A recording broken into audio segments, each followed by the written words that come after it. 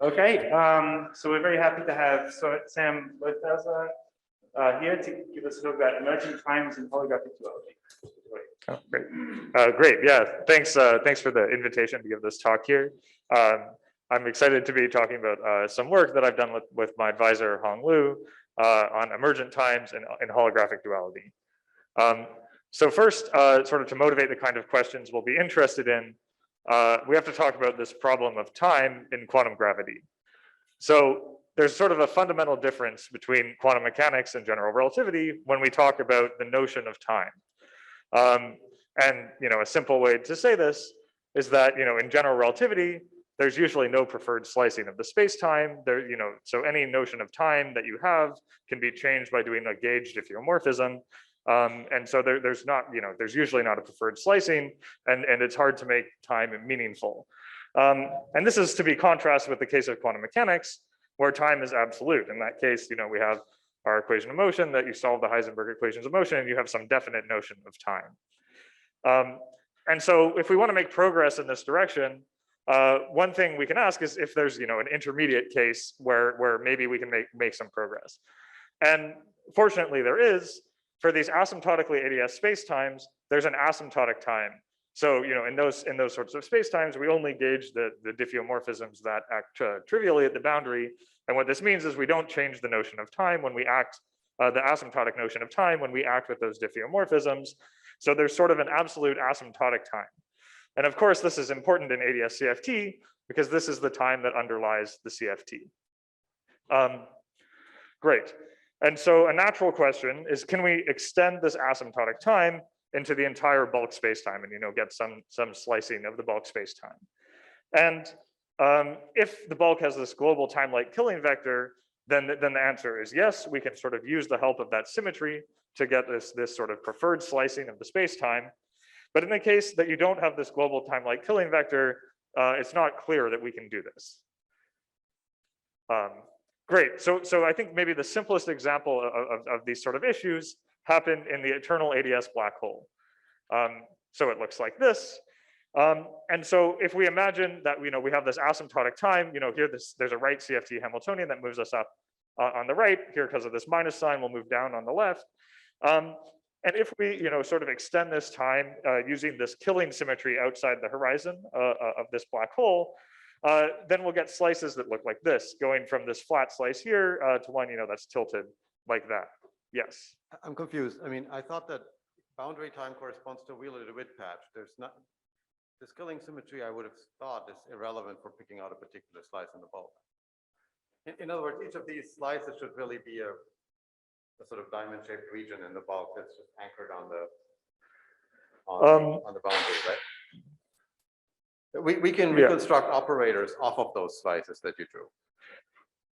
Right. So yeah. So I guess yeah. So I mean I think. So I'm trying to understand what the criterion is that you're employing that would actually pick out these blue slices. Right. Yeah. So I mean here I'm using this killing symmetry in the bulk. This killing symmetry.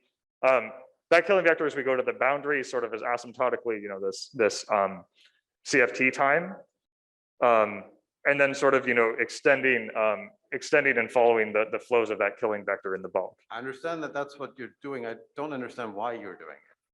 Oh, this is just one potential way. It's one potential way we could try to extend this asymptotic time to some slicing of the bulk.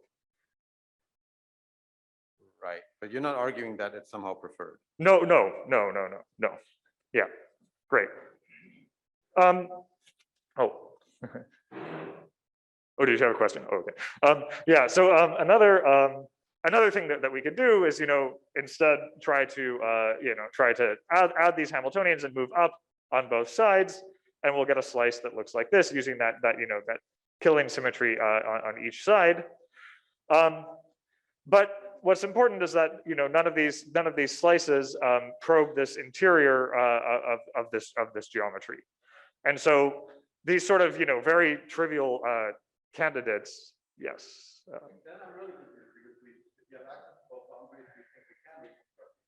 Exactly. And so what I'll show is that we can actually do that. the thing is that these sort of naive guesses that you might have made that will describe this time and the ability to probe the interior, these ones won't quite do it.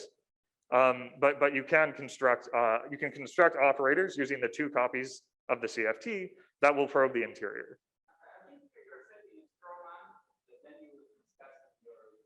Yeah, that's.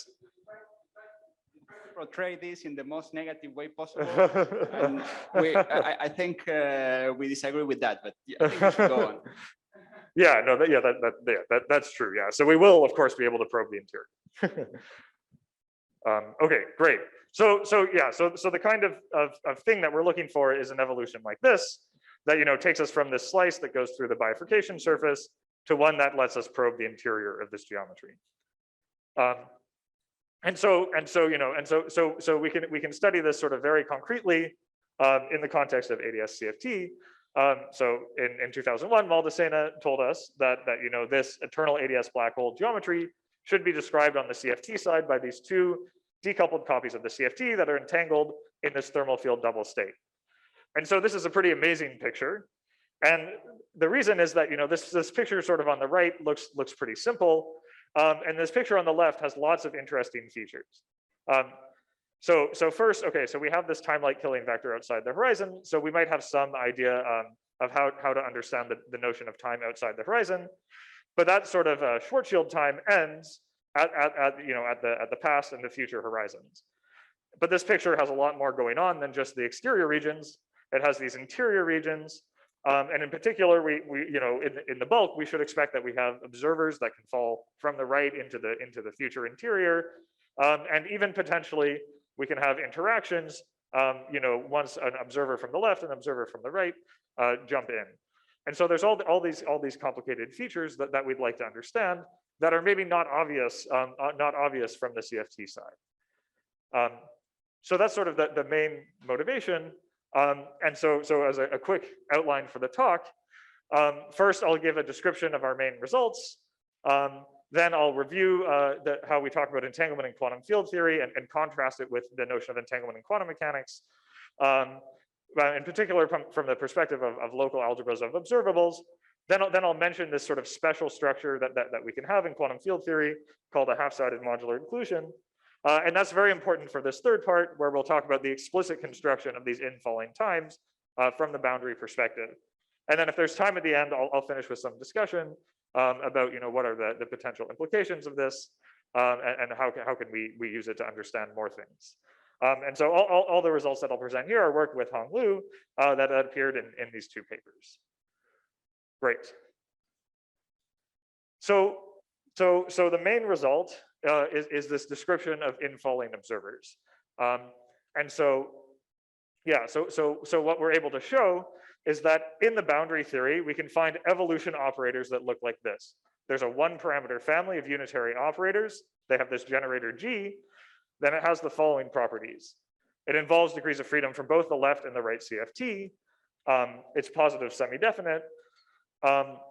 And if we imagine, taking this operator in the right exterior of the black hole, evolving it with these evolution operators, and so, getting this capital phi operator, what we find is that if I take this parameter S to be sufficiently large, this evolved operator capital phi will have support on the future interior region. And so why do we call this an infalling time? Well, the first thing is that this positive semi-definite nature of the generator sort of distinguishes the parameter S as a time, and we'll see explicitly that in certain cases we can really think of this as a time. And then the fact that we're falling, from the right region to an operator with support in the future interior tells us that this is the notion of an infalling time, taking us from the right into the future. And in particular, these U of S evolution operators allow us to generate the interior regions from the exterior regions. So using only information that we know about the exterior regions, we can use this U of S that we construct to flow our operators into the interior and find the interior. And so essentially we have this picture. So, we have these well-known reconstruction techniques that tell us that, the left CFT can reconstruct this left exterior, the right CFT can reconstruct the right exterior. But now with this U of S, we can get this full picture back. And one thing that I'll talk about a little bit later is that we're going to find there's an infinite number of choices of this U of S, these evolution operators. Yes.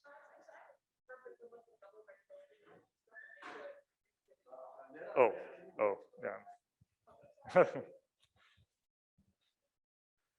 I think perfect is on the level by throwing in a bunch of stuff and making it really long. Mhm. And it would seem that in terms of existence of these operators, that shouldn't change, but then you wouldn't have observers meeting in the middle and you wouldn't have any of these nice features. So can you explain what goes wrong in that case? Yeah. So I think in that case where you've thrown something else in, yeah, you'll of course be working with a different starting state. So as I'll explain in the construction, we have to start with a thermal field double state, and so when you're working in a different state, the important algebra that describes these bulk operators, it's state dependent. It depends on the state that you're working around.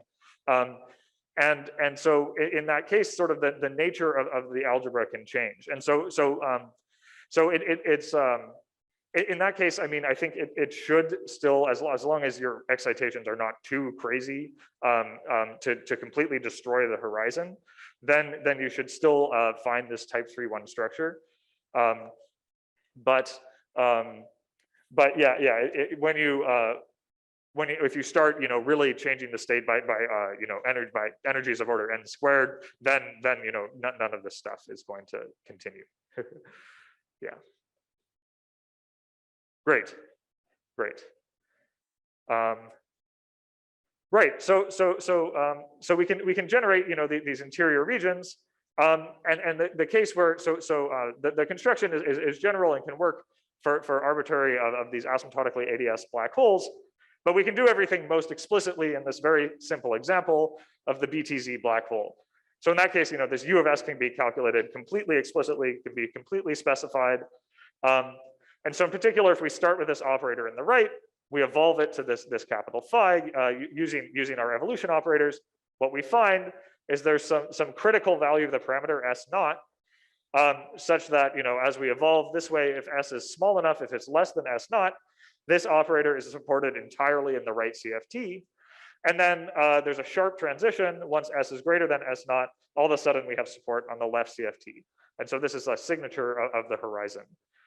And so I can explain this even more explicitly, but first I'll just remind everybody about the Kruskal diagram for BTZ. So you can imagine there's a circle at all the points here.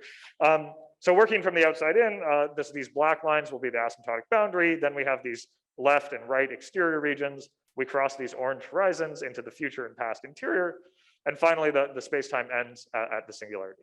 Okay, so now that we're reminded of that, what we find in this BTZ case is the following. So if I start with an operator that's very close to the past horizon, and I evolve it with these U of S that we've constructed, I get a pure Kruskal U coordinate translation. So this operator just moves along the past horizon, and then of course eventually crosses the future horizon into the interior. But if I take a generic point that's finitely far from the horizon, then the story is not so nice. The operator spreads, but what happens is that value of S naught, this value below which I don't see the left operators at all, that value of S naught turns out still to be exactly this Kruskal null coordinate distance to the horizon. And we can take this even further and consider the causal structure of the BTZ spacetime.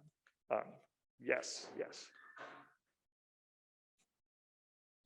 Sorry if you were going to say this anyway, but can you characterize the spreading, how strong it is, and does it depend on the V distance from the horizon? We can't characterize the spreading extremely precisely. Basically, we can look near the horizon, and we know that the spreading is we know that the spreading is 0. It localizes near the horizon, and then near the boundary, we can look at those operators, and the spreading is of order beta, the inverse temperature, that's sort of the scale of the spreading.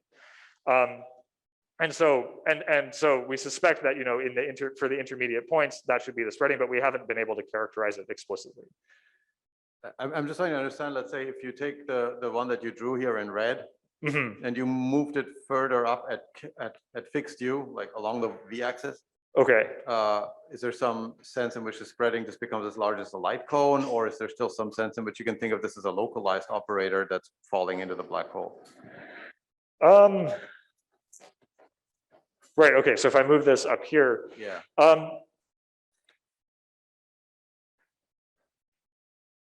Yeah, I think as long as I'm finitely far from the in proper distance from the horizon, then I think it still has spreading.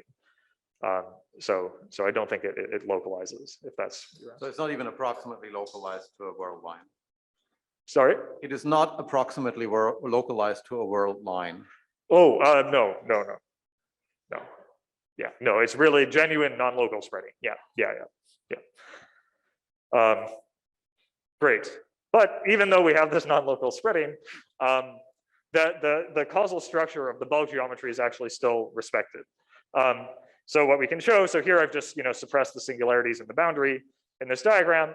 So if I imagine taking some operator that sits in the left exterior of the black hole, if I take this operator in the right and I evolve it, what I find is that in order to get a non-zero commutator with this left operator, I don't only have to evolve, and cross the horizon. I don't get a non-zero commutator immediately as soon as I have support on the left CFT. Instead, I actually have to cross all the way into this future light cone of that operator. And so even though we have this non-local evolution, this notion of causal structure is respected. And so then we can go even further, trying to understand, can we get a nice local flow? And the answer is I guess sort of yes.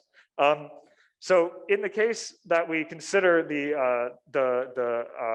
so in this case that we sort of have this scalar field propagating on that BTZ background. In the case that the mass of that scalar field is very large, then the evolution localizes everywhere in the bulk. So not just near the past horizon anymore.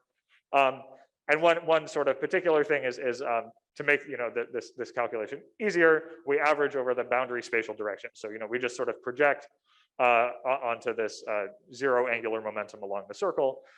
And so when we do that and take the large mass limit, this evolved operator is actually just it's just a pointwise transformation. It's another local operator at some new crucial coordinates, and those are given by this U sub s and v sub s. So it's it's like a translation of the crucial u coordinate, and then v of s changes in this way.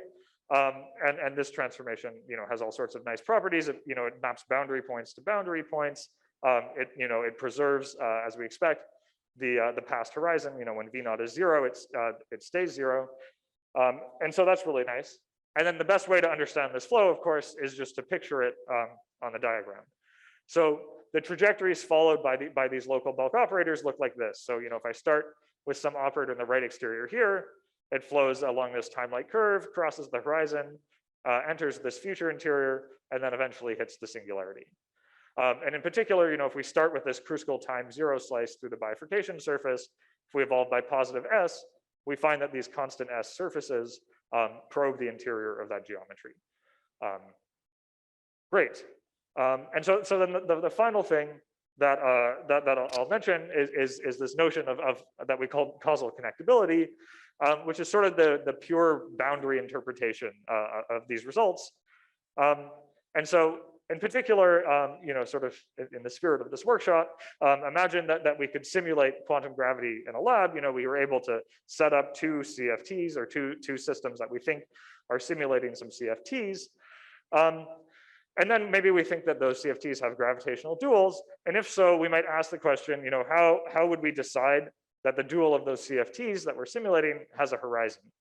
And so this is just exactly what causal connectability is. It's a boundary criterion for the emergence of this horizon and causally connected bulk space-time. And so it's just exactly the existence of that one parameter family of unitary operators such that we can find these CFT operators in the left and right that have this commutator structure. They have this sort of sharp horizon signature.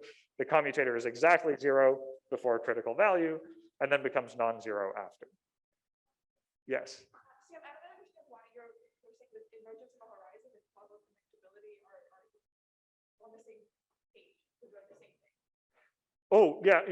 I guess it's sort of, Yeah, so if the CFTs were simulating a bulk space-time with a horizon, then this is basically a criterion we could check in the CFTs. Have just two Oppenheimer-Schneider space-times, both of which have a horizon, but the two CFTs are not connected to one another. Oh yeah. So then I mean then you have to be careful about what these O left and O right are. They have to be the operators in the CFT that's just describing those particular systems. So I think yeah. Maybe I'm confused. Say the emergence boundary criteria for the emergence of a horizon. So am I interpret that correctly as a statement that if you have Oh, that's a good point. arbitrary CFTs state and you're diagnosing the emergence of a horizon? That's a good point. So yeah, so this wouldn't be like a criterion for that Oppenheimer-Schneider horizon. It's more like for the horizon between the two sides of the for this connected space-time that I guess. But don't we already know that horizon exists because you're starting with the Schwarzschild-Alien black hole? Right. I'm just confused with what you mean. Oh, sorry. Yeah, no. So this is just the criterion that you would check in the CFT. Yeah. So if you don't know that CFT has a holographic dual, this is sort of a criterion you could check. Yeah. So even if you don't know it has a dual, yeah. Yeah. So this criterion does make sense at finite n. The thing is that at finite n you have these sort of projection operators that you could actually measure. So at finite n there's sort of this what is it, this Merolf wall sort of thought experiment where you carry your projector into the black hole. And so at finite n there's another criterion that you could use, but this criterion is sort of slightly more general. Yeah.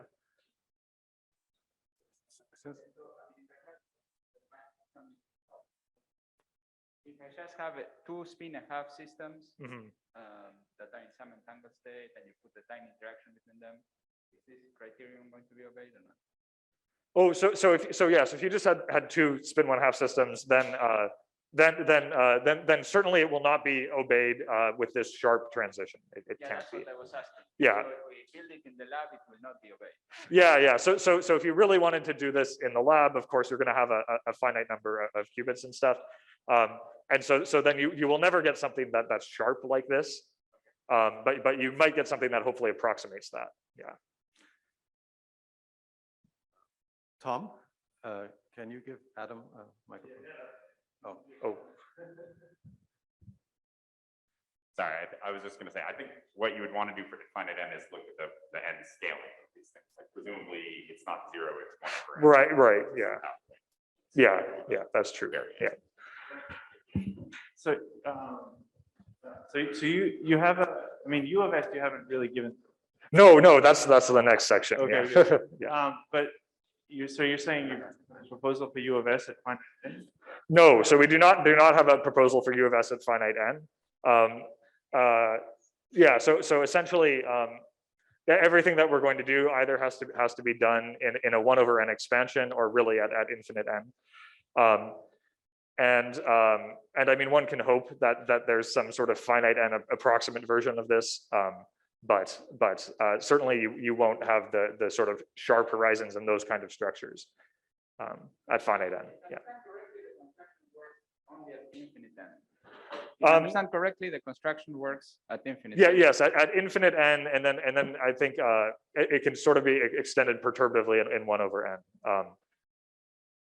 Yeah. But certainly at finite n, at finite n, yeah, the construction does not work. Yeah. I have a question, but Tom, do you want to go first? All right. My question sort of channels something that Chris Akers was talking about, but he's not here, so I'm going to do my best to. So I understand the criterion, and it clearly, it makes sense that U involves both the left and the right CFT. Yeah. It has to. At the same time, if I think of this operator as some apparatus or observer that's inserted on the right, then initially, presumably, I get to think of this apparatus as being a subsystem of a closed quantum system, which is never coupled to anything else, right? The right CFT is never actually coupled to the left CFT. Right. And so it's difficult to understand from that viewpoint why I would ever need additional degrees of freedom that you know, to describe sort of the history of that apparatus. Do you have any comments on that? Right. Yeah. So I guess I think so. If I'm understanding your question correctly, I think that apparatus that's entirely within this you know, inserted in the right exterior. If you want to describe that, if that apparatus can in fact cross the horizon, then the evolution operator that describes that apparatus crossing the horizon has to contain degrees of freedom in the left. It has to couple you to the left. But normally when I sit in a room on a chair, right, and the room is completely sealed, everything that I do or see should be able to be described by that one quantum theory that I'm a subsystem of, and I should never need other degrees of freedom. Yet here, so we're really saying that if that room happens to be crossing a horizon, that's no longer true. Yeah, I think essentially, I think that's essentially what we're saying, and that's. I mean, I realize this is not something that you're saying here for the first time. It's just your work makes this very explicit.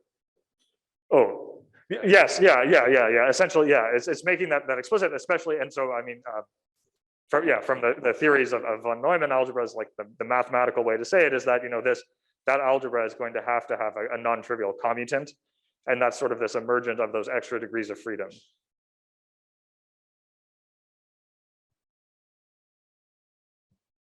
It's pretty similar to the traversable wormhole, right? Yes, yeah. So we think that those kind of things can be described in this framework. I mean, like you take U of S to the e to the I, like H, where H is the traversable wormhole, right? It would have something very similar. Yeah, I would have to think about that more. I think it probably is related in a nice way. Yeah. Right. Yes, yeah. So in 2 dimensions, as you know very well, yeah, you can construct the generators in that way, using the symmetry. I guess the important thing here is that we don't have a symmetry to cross this horizon. But I would say there's a big difference in that for the traversable wormhole protocol to work, somebody actually has to touch the left and right CFD and couple them. Whereas for this to work, we're not assuming that anybody's actually coupling the 2 CFDs. You should still be able to fall into a black hole. Yeah, I know, but nobody's doing that.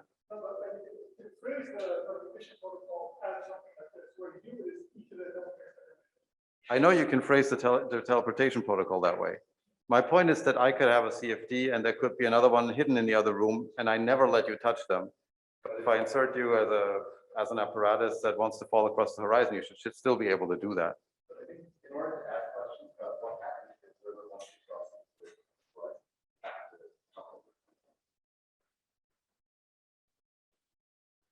Let's say you are that observer and you don't want to be crushed at the horizon.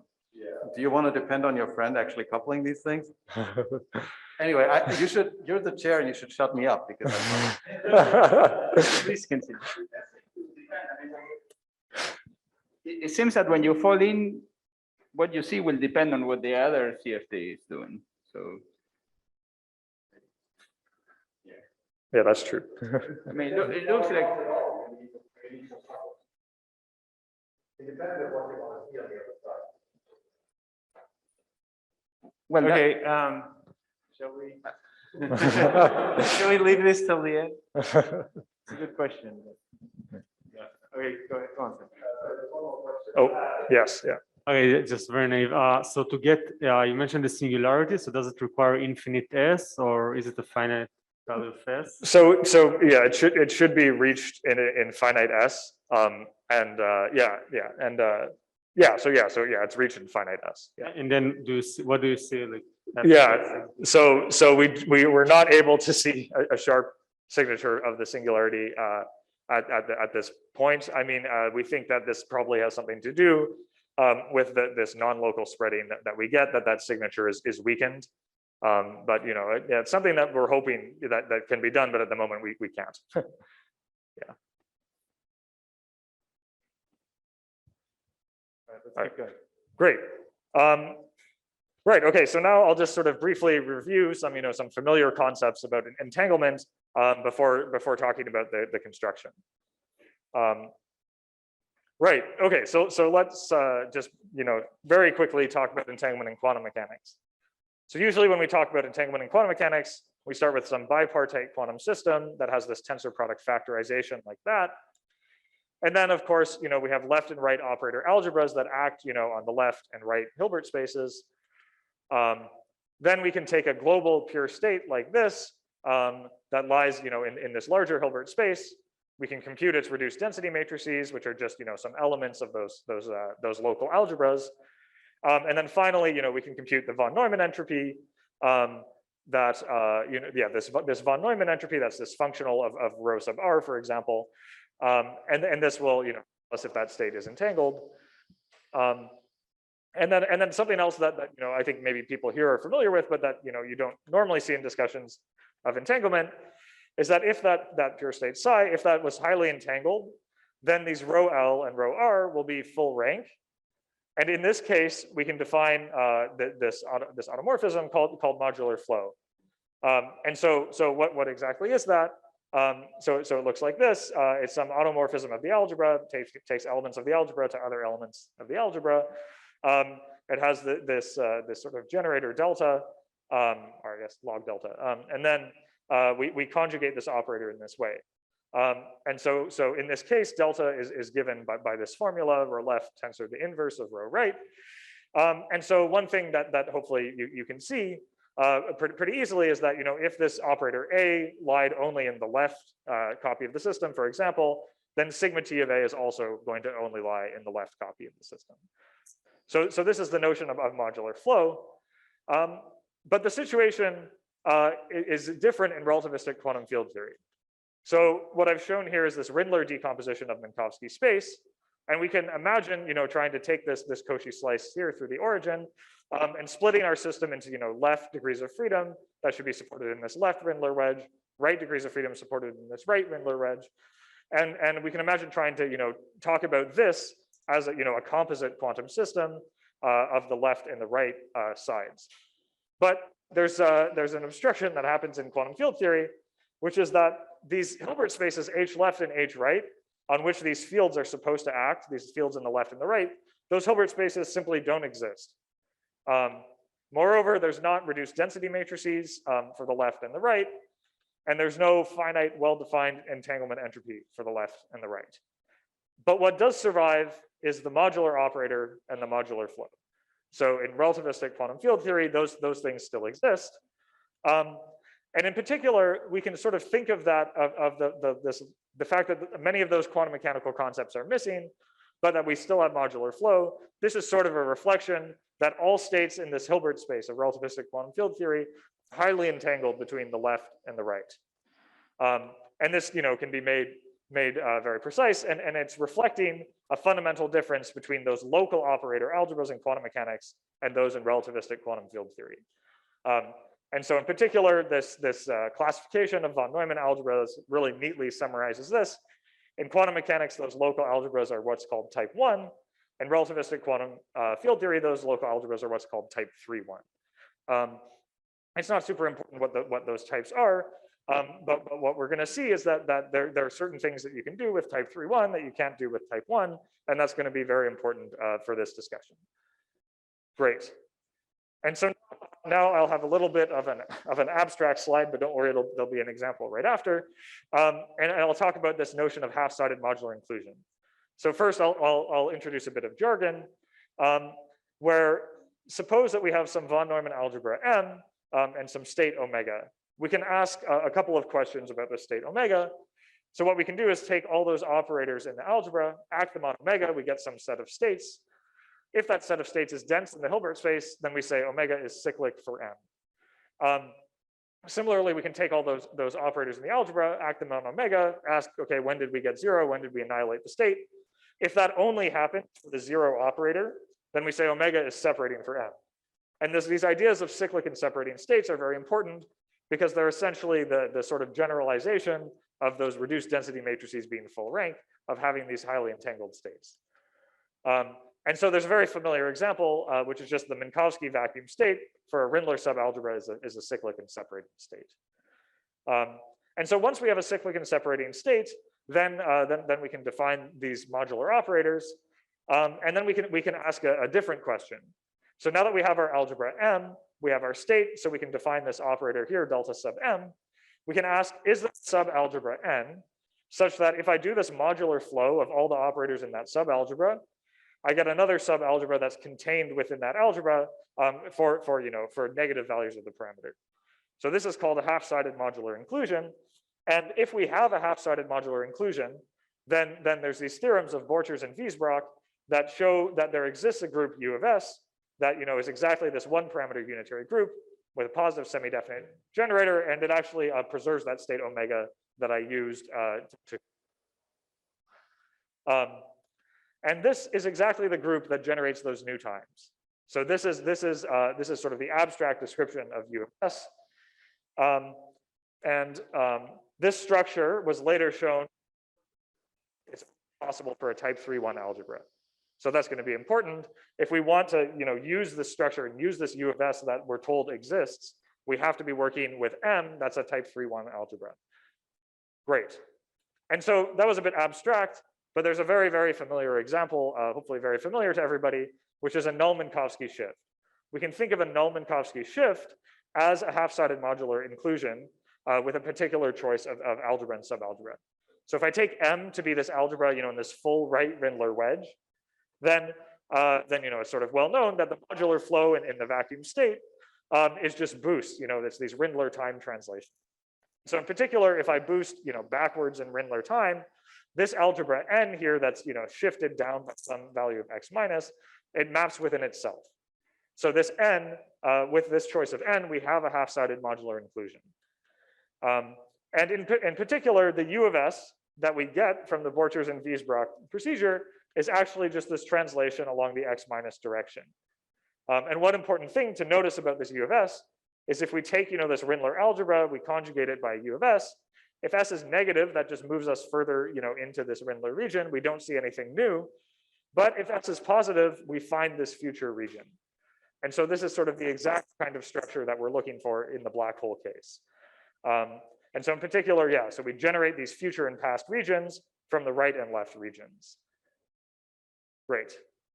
And so one thing that I mentioned is that these half-sided modular inclusions are only possible for type 3-1 von Neumann algebras.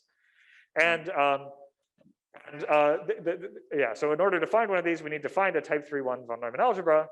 But in the black hole case, the problem is that the full operator algebras on the right and left CFTs are of type 1.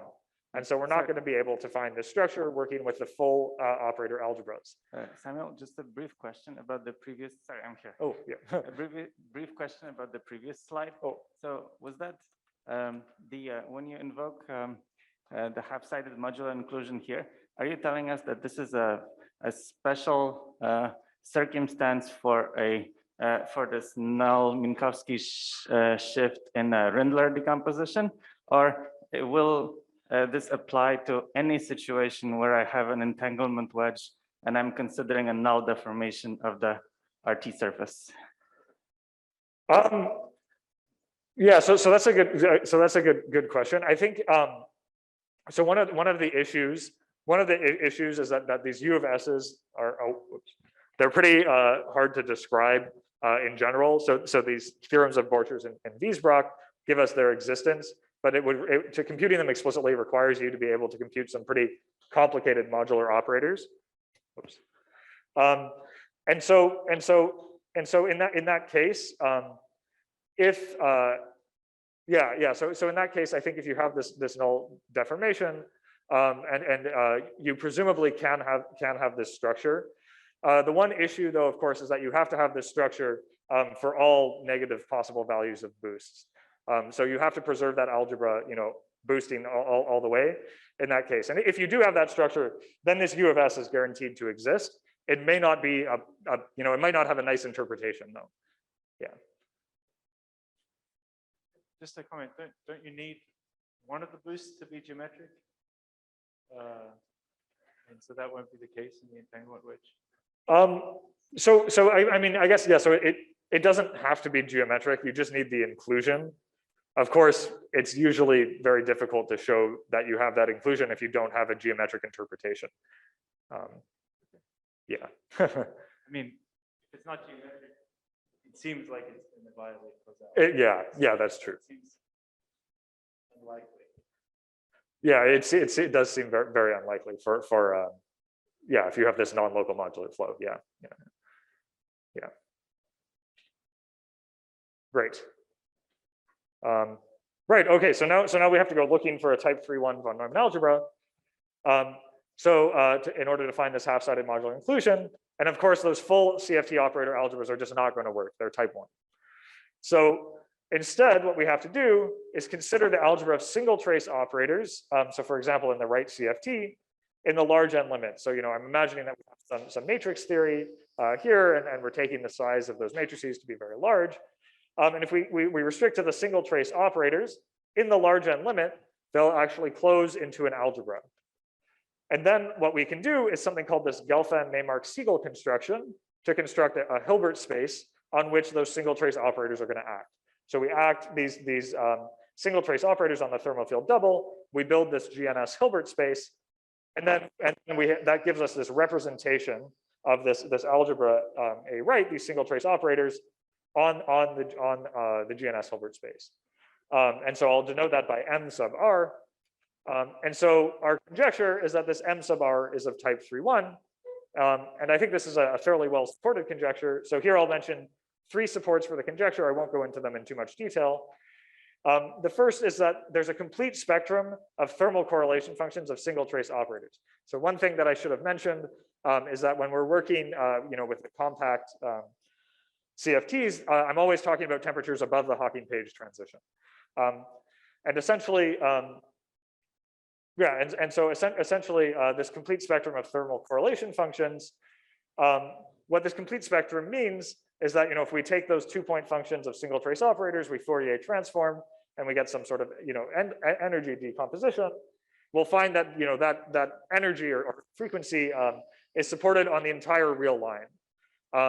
And if you look a little bit more closely in the thermal field double state, we expect that those energies are related, of course, to the eigenvalues of the modular Hamiltonian.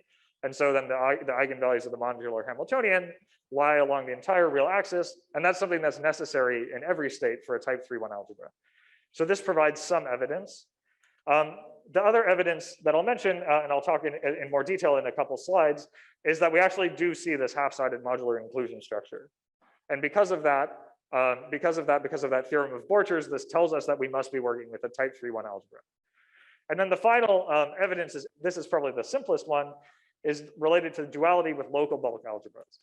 So in particular, in our bulk quantum field theory on curved space, we start with this Hartle-Hawking state, and we can build this Fock space of small excitations around that geometry. And what holography tells us we should do is identify this space of small excitations around the thermal field double with that Fock space. This is sort of a representation of the thermal field double in the GNS Hilbert space. We should identify that with the Hartle-Hawking state.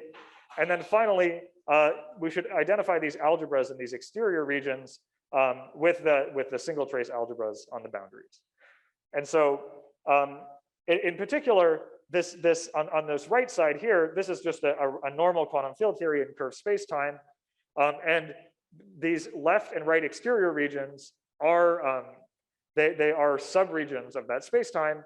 And so in particular, as a regular quantum field theory, these algebras on a subregion should be of type 3-1. So but when we make this identification, we know that these single trace operators should be of type 3-1. Great. And so here I'll just briefly mention that there's also a notion of emergent type 3-1 for local subregions, even about the vacuum state. So in that case, the full operator algebra, when we restrict to a subregion, is already of type 3-1. But if we then consider, single trace operators in that subregion, there's an additional type 3-1 structure in the large n limit. And that structure we think could give us insights into the quantum error correction and entanglement wedge reconstruction properties of holography. And so hopefully we'll have something out on that soon. But that's briefly an aside. Okay, so coming back to this black hole case, how do we construct these evolution operators? So now that we have this type 3.1 algebra, let's look for a half-sided modular inclusion.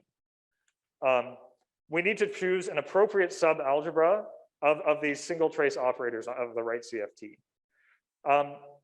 And so one important thing is that in this large N limit, those single trace operators can be described by a generalized free field theory. And this will be very important because those theorems of Borchers and Wiesbrock, as we mentioned, are existence proofs, and they don't tell you how to compute things explicitly in any simple way. But what we actually found is that in the case that your algebra is generated by a generalized free field theory, basically from the properties of U of S, you can completely fix how it acts up to a phase that sort of encodes the choice of subalgebra and the particular algebra that you're working with. So these generalized free fields make the explicit computation of U of S actually possible.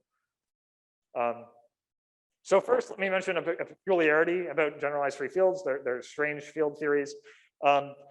So here, I imagine, I have some diamond on some boundary space-time.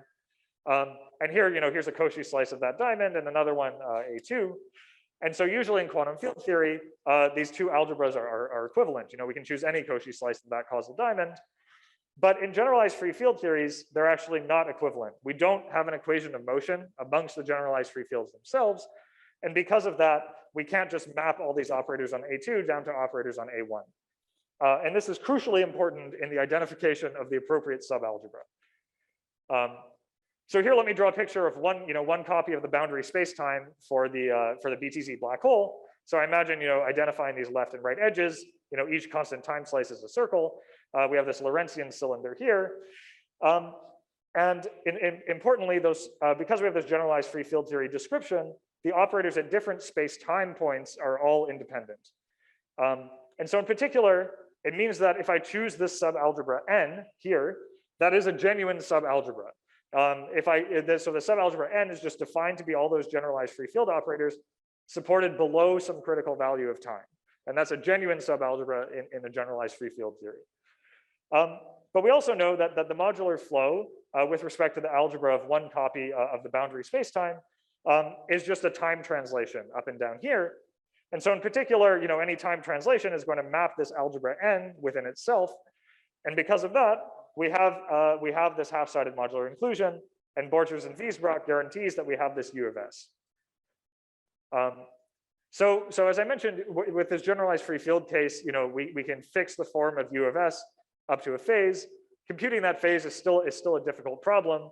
And so in order to do that, we had to make a sort of guess here for a duality between these algebras, on these space-time regions on the boundary, and some algebras in the bulk. So in particular, we sort of conjecture that this algebra N of generalized free fields up to some critical value of time is dual to this algebra in the bulk here that's cut off at some value of the Kruskal U coordinate. And when you do this, then you can show, you can explicitly compute that phase that we expect to find in U of S, and it's just related to phase shifts at the horizon. Great. And this is exactly the algebra that gave rise to this picture that I showed earlier. So if you choose that choice of subalgebra, then you find exactly, in this large mass limit for the bulk field, you find exactly these curves here. So then you can play this game. Oh yes, this is a U-like translation.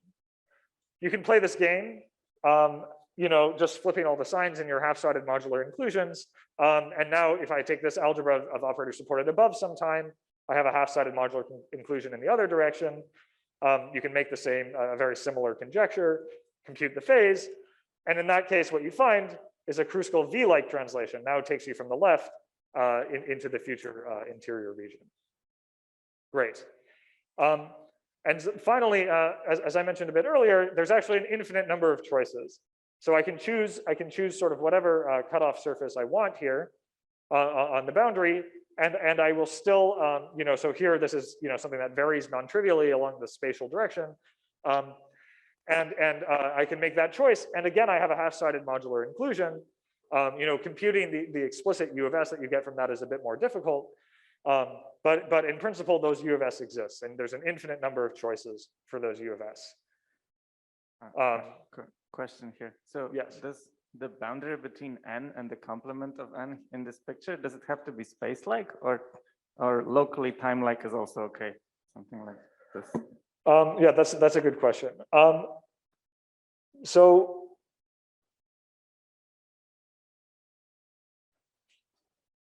right, yeah. So I think locally time-like is also okay for this because of these strange properties of generalized free fields. What exactly the commutant algebra is in that case then is not quite as clear. But I think the construction should still work. That's a good question though. Yeah, great. Can I ask a question about this? So you have some general shape here, then there will be some corresponding general null deformation in the previous picture. So if you go back, this, maybe this one more. Yeah, so there's some correspondence between those two. Is that right?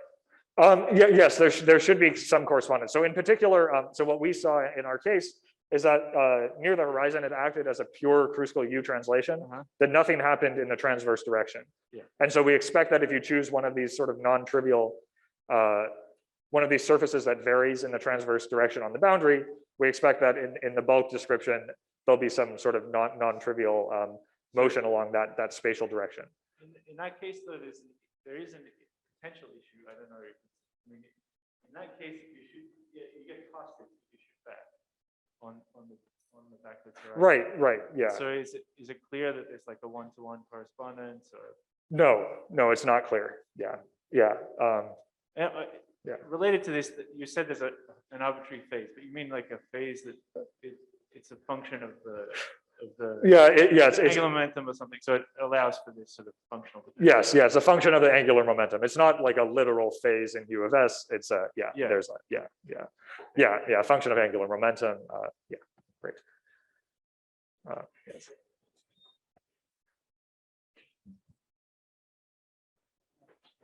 Is the cyclicity of the vacuum with respect to the subalgebra supported by some physical motivations?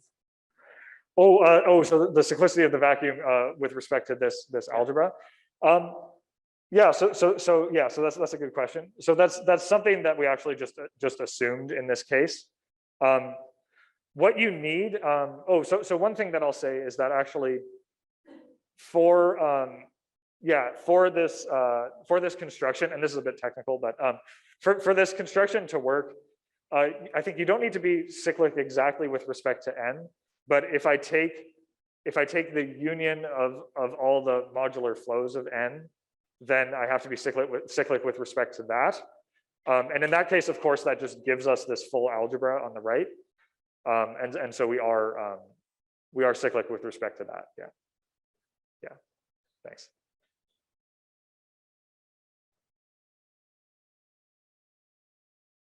Oh, great. Good. Okay. Yeah. Okay, so now, so now let me just mention quickly some applications.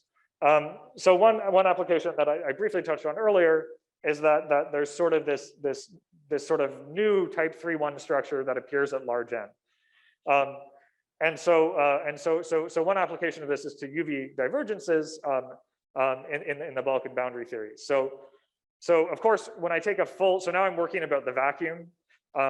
And if I take the full, the full operator algebra restricted to some subregion, then I have this entanglement cut there. That's a type 3-1 algebra already in the full theory, and that leads to a UV divergence in the entropy of the boundary theory. And this is very famously reflected by this IR divergence in the area of the RT surface. But of course, the bulk theory is also, there's a quantum field theory in the bulk as well. And so this additional type 3-1 structure from the single trace operators is reflected in the bulk by entanglement of bulk quantum fields across this RT surface here.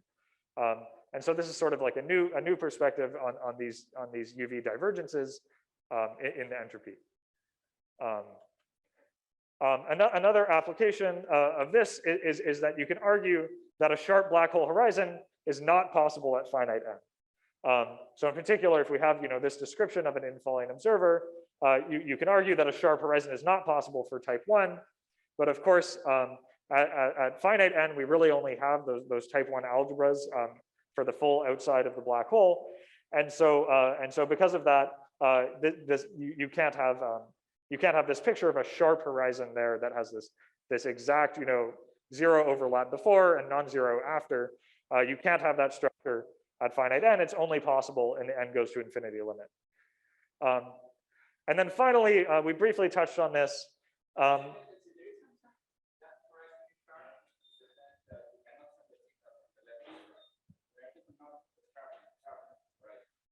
Right. Yeah.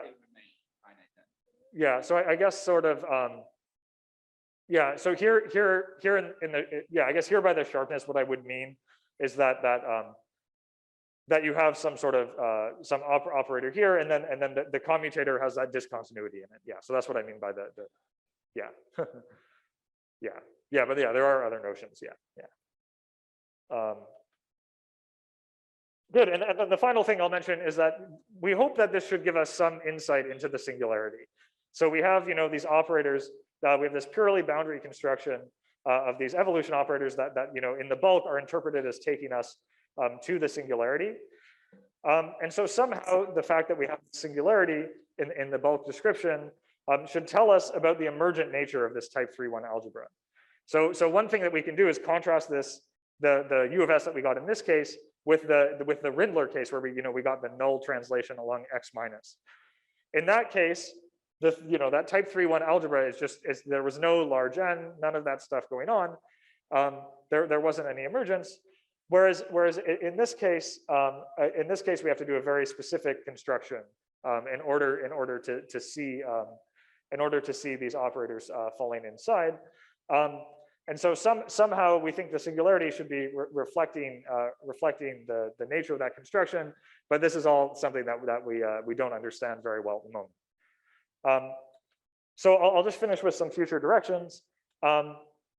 So one thing we'd like to do is better understand the emergence of this type 3-1 structure at large n. And so what I mean by that is taking genuine theories that we think have some holographic dual and looking at how can we construct these operator algebras, maybe understanding how some of this might be approximated at finite n. So in particular, looking at something like SYK, if you can do something like that. We'd like to better understand these singularities, of course, and their resolutions in the boundary theory. We believe that we can apply this to those SYK discussions and also to horizon symmetries. And we'd also like to study if we can see something about the emergence of the black hole interior in the single-sided case where things are a bit trickier. So thanks very much for your attention, and let me know if you have questions.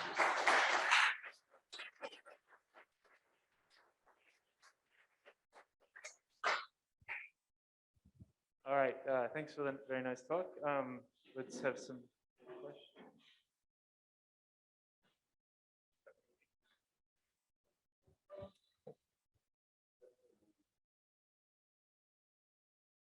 Thanks. Yeah, so in this recent gravity and the cross product story, we're told that in semi-classical gravity, the algebra of observables is type 2, but you said that you need type 3 for the half-sided modular inclusions. So I'm just wondering if there's some aspect of this story that generalizes, or if you thought about that. So I certainly haven't thought about it in detail. Yeah, I guess yeah. So one thing that when you're taking that, I guess the area operator into account in those cases, and you get this deformation of the algebra, then I guess we know that this half-sided modular inclusion structure can't exist in that case, and I'm not sure if there's something else that can replace it. Yeah. Related to Netta's first question, did you need, in order to get the type 3-1 algebra, didn't you just need a state which has a nice large n limit, or did you really need the thermofield double exactly? So I think as long as if it has a nice large n limit that we can understand, then you can do this construction. What does happen though is that you might actually end up with a different GNS Hilbert space, and so it can be hard to compare the starting points of starting from different states. Yeah. In particular, you could consider, let's say, a pure state black hole, which has some topology behind the horizon. Let's say BTZ that has a nice large limit. You get some type 3 one. Oh, so you're saying, okay, we take BTZ. Yeah, with some topology behind the horizon, just some state which you can repair with some nice Euclidean path integral that has a large time limit. Yeah, so I expect in this case that these kind of considerations could go through. The one thing that you won't be able to do, of course, is compare that with just the pure BTZ geometry directly. Yeah.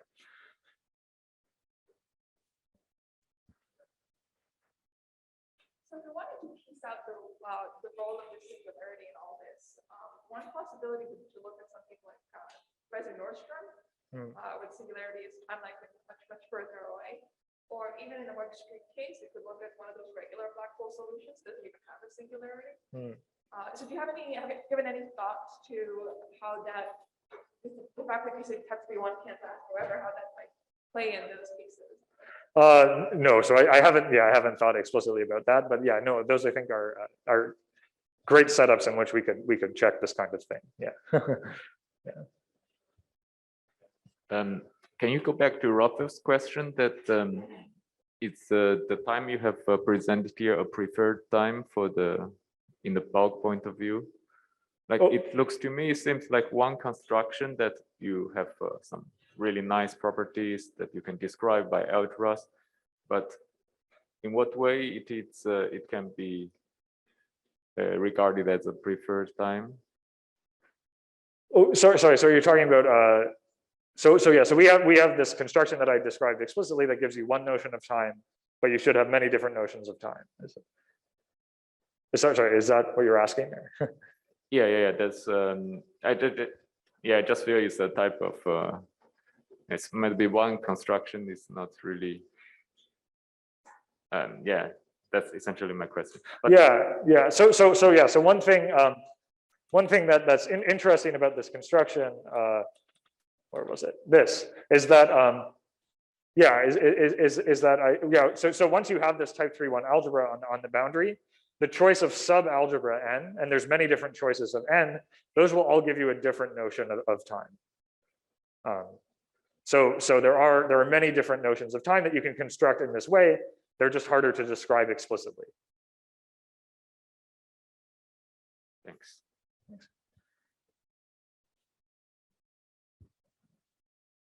Yeah, I guess I wasn't sure. Do you need infinite n to have the emergent type 3-1, or yes. 1 over n perturbation theory? Would it survive? So the type 3-1 survives in 1 over n perturbation theory, and then there's the question of is this the correct algebra to be associating to the exterior of the black hole? Because now you'll get non-trivial commutators with this area operator. And so if you do include basically those commutators in that algebra, then this sort of large center ends up being deformed, deforms your original type 3-1 algebra into this type 2-1 algebra described by the cross product. And so that's sort of and so that's what Witten described in including those perturbative corrections. Yeah. I'd like to ask a question. So this story seemed to say nothing about the string length or the Tuft coupling. So I guess you're claiming that structure survives at finite Tuft coupling? So we think that it could, for sure. So I think maybe one of the important things when we had this type 3-1 structure emerge from those thermal correlation functions, one of the supports that I presented was this complete spectrum condition. And it's believed that this complete spectrum can actually survive as we lower the Tuft coupling. And so in that case, I would expect that the algebra remains type 3-1. Good. I kind of believe that, but the half-sided modular inclusion is the point where I. Oh, if the half-sided modular inclusion. Yeah, that's true. You think that's about it? That's a good question. I don't know. Yeah. Everything that you said seems to work, so and that confuses me. So, yeah. Okay, yeah, no, that is a good question. Yeah. Any more questions? Okay.